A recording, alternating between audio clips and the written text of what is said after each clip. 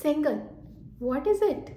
Nowadays, everywhere in newspaper or in news channels, we can see that Sengol is coming so much. Sengol. Sengol basically is a scepter, which means one emblem which will depict the justice, power, authority, and it will be handed over to another king while transferring the power. Recently, even yesterday only, our Prime Minister Narendra Modi has placed Sengol in the new building of our parliament. But why suddenly Sengol became so important and it gained so much attention in recent time? During independence time, Lord Mountbatten had asked Pandit Jawaharlal Nehru that any ceremony if they could do for transferring of power. Then Pandit Jawaharlal Nehru asked C. Raja Gopalachari, who was well known as Rajaji, who was the leader of Tamil Nadu. So he asked Rajaji that is there any ceremony which will depict the transferring of power.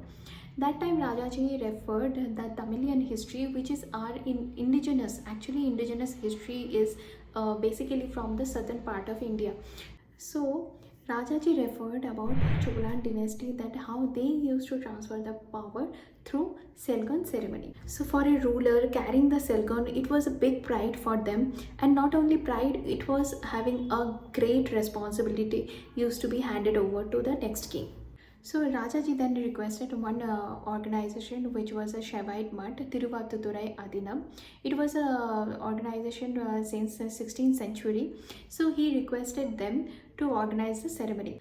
Finally, the head of the priest from this organization, he gave this responsibility to Bhumiti Bangaru, one jewel. Sengol is 5 feet height and gold plated, and on the top of that Shiva's bull, Nandi is placed, which signifies again the justice. Sengol is having so much significance, but still for last 75 years we haven't heard of Sengol so much, because this Sengol was there in the Allahabad Museum, which was built by Motilal Nehru, means the father of Panditji.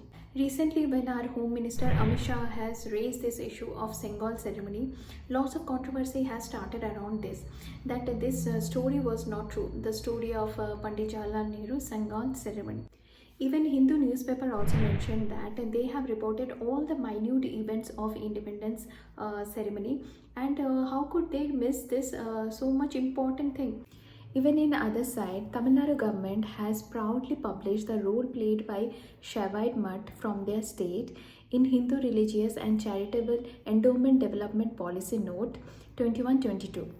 Para 24 is clearly mentioning the role played by Shaivite mutt during that ceremony. I really don't know which one is the real story, whether really that Sengol ceremony held at that time or not, I really don't know. But one thing I know that in Madurai Meenakshi temple, if you go there, you will see one oil painting. It is there where Meenakshi, the goddess Meenakshi, is handing over the Sengol to the king of Madurai. Even the same type of oil painting is there in Ramanathapuram palace also, where Raja Rajeshwari, goddess Raja Rajeshwari, is handing over the Sengol to the Ramanathapuram king. It was believed that goddess or god used to hand over the Sengol, means they are handing over the responsibility, the authority to the next king, and the king will rule the kingdom on the behalf of God with righteousness and with justice, with same justice like a god.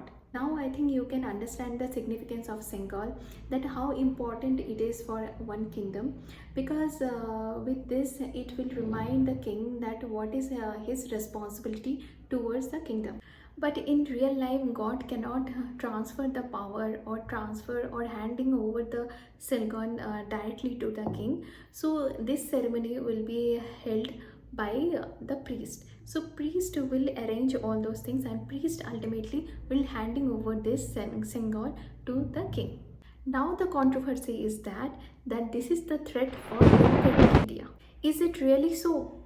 Even in if you go to the other countries, like where the Christianity is there they are using the cross as a symbol, and even Greek also. So why we are so far away from our Indian history or our Indian culture? So one thing basically you have to accept that that India was a Hindu religious country. before invaders came to India. After invaders came and they converted people to other religions, that is fine. That's why we respect the democratic India.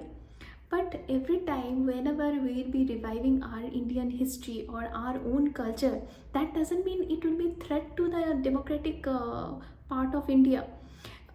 For some time, for the sake of our country, for sake of our culture, can't we keep aside the religious sentiment and we accept our own culture in with a broad mind?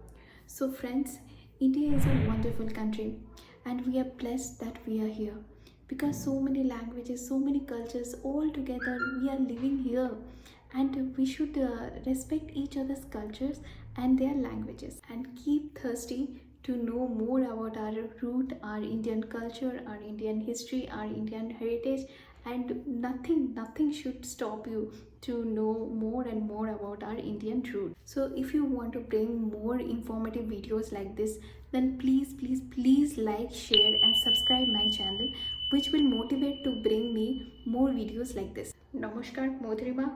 That's all for today.